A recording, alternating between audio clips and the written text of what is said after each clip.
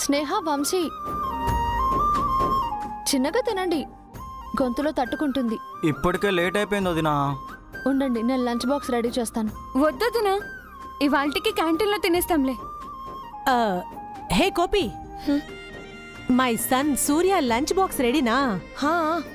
Ready చేస్తున్నాను అత్తయ్య.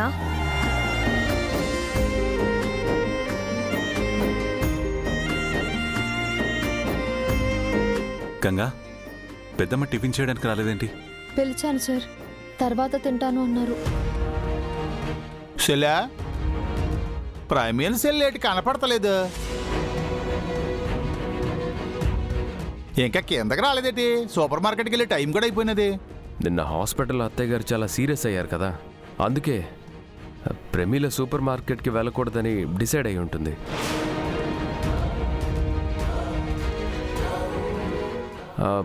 ఇక నుండి మార్కెట్ని నువ్వే చూసుకోవడం బెటర్ బావా.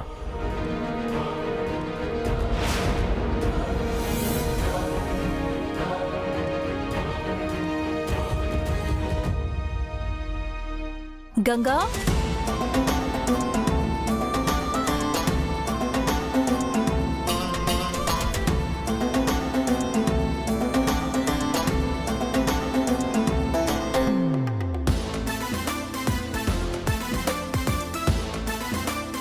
గంగా, నా లంచ్ బాక్స్ రెడీనా?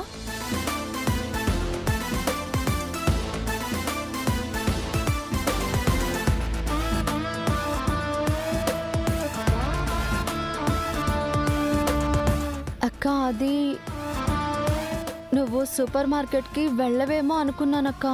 ఓ, అత్తయ్య గారు ఏదో అన్నారని నేను వెళ్ళననుకున్నావా?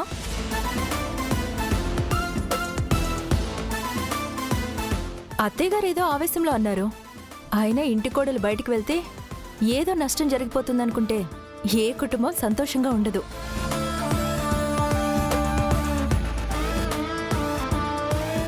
సూపర్ మార్కెట్కి స్టాక్ వచ్చింది, నేనే దగ్గరుండి అన్నీ చూసుకోవాలి కదా. నేను వెళ్ళకపోతే ఎలా మరి? Good Pramila, I'm proud of you. ఇదివరకులా సెంటిమెంటల్గా ఆలోచించకుండా ప్రాక్టికల్గా ఆలోచించడం స్టార్ట్ చేసావు చూడు. ఈ మార్పే నేను నీలో కోరుకుంది. Keep it up. ఏదైనా బాధ్యతలు తీసుకుంటే దానికి 100% న్యాయం చేయాలని మీరే చెప్పారు కదా బావగారు. యా, సూపర్ మార్కెట్ నా బాధ్యత. నా బాధ్యతని నేను నిర్లక్ష్యం చేయను.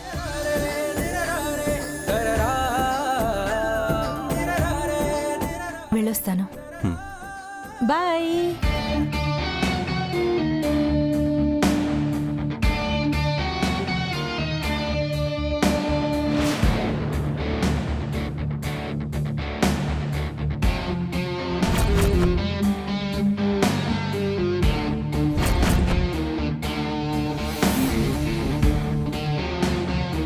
డిసప్పాయింట్ అయ్యావా వీరు?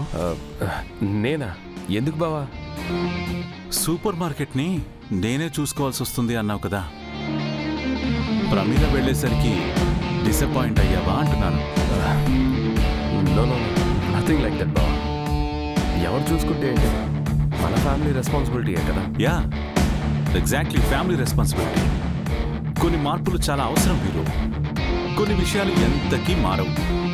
వన్స్ మార్పు మొదలైతే మాత్రం అది రెవల్యూషన్ అవ్వడం మాత్రం ఖాయం. అర్థమైంది అనుకుంటాను వీరు. గోపగుయ్యమన్నట్టు అర్థమైపోయినది బావా.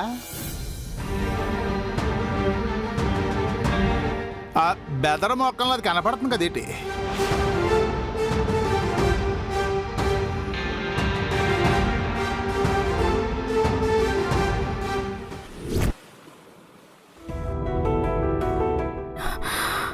అమ్మ గంగా. అమ్మ గంగా. Hey hi. నమస్కారం అమ్మా. అమ్మా, ఎలా ఉన్నావు నాన్న? అమ్మా, నీ ఆరోగ్యం ఎలా ఉంది? బాగుందమ్మా. టైంకి మందులు వేసుకుంటున్నావా? నేను గుర్తు చేసి ఇస్తే తప్ప మందులు వేసుకోవట్లేదు గంగా. తన ఆరోగ్యం గురించి అసలు పట్టించుకోవడమే లేదు.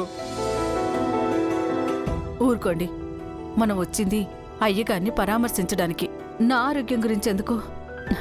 గంగా, ఇప్పుడు అయ్యగారికి ఎట్టా ఉంది? పెద్దోరు చేసిన మంచి ఆయన్ని కాపాడిందమ్మా. చాలా పెద్ద ప్రమాదం నుంచి తప్పించుకున్నారు. హలో, అయినా అయ్యగారిని చంపేంత కక్ష ఎవరుకుందమ్మా? ఎవరో ఎందుకు చేస్తారు? ఇంటి దొంగని ఈశ్వరుడైనా పట్టుకోలేడన్నట్టు నేరస్తుని ఇంట్లో పెట్టుకుని కూడా ఏమీ చేయలేని పరిస్థితుల్లో ఉన్నాం. సర్లే, ఇప్పుడు ఆ విషయాలెందుకు? ఎవరైనా ఇంటే బాగోదు, నీకే ప్రమాదం. అన్నీ నీకు భయాలే అమ్మా. సరేలే, మీరు అలా కూర్చోండి. మీకు చల్లగా తాగడానికి జ్యూస్ తీసుకొస్తాను. ఆ తర్వాత పెద్దోర్ని పలకరిద్దరు గాని. ఇప్పుడు అవన్నీ ఎందుకమ్మా? మేం పెద్దోర్ని పలకరించి బయలుదేరతాం. అదేంటమ్మా, ఎండన పడొచ్చారు, కనీసం మంచినీళ్ళైనా తాగరా? రుద్రసారు, రంగా అన్నయ్య బయటకు వెళ్లారు. ఈలోపు వాళ్ళు కూడా వచ్చేస్తారు. మీరు కూర్చోండి. నాన్న రా కూర్చో. రా. కూర్చో నాన్న, కూర్చోండి.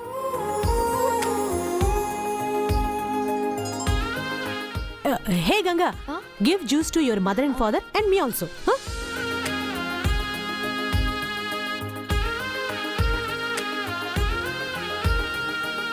అత్తయ్య గారు అటు చూడండి.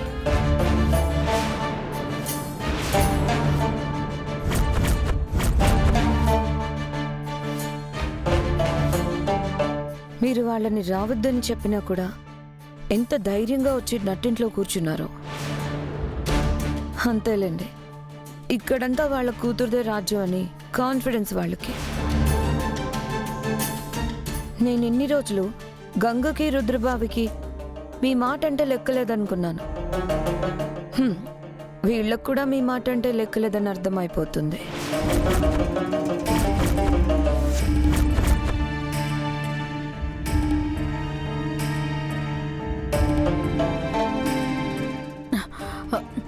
నమస్కారం అమ్మగారు.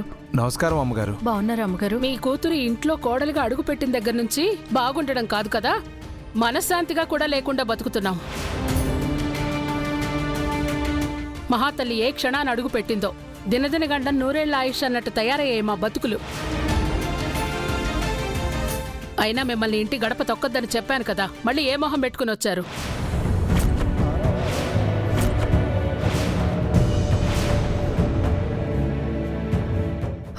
అయ్యగారికి ప్రమాదం జరిగిందని తెలిసి పలకరిద్దామని. సాకు దొరికితే చాలు, సిగ్గు లేకుండా పరిగెత్తుకుంటూ వచ్చేడువేనా?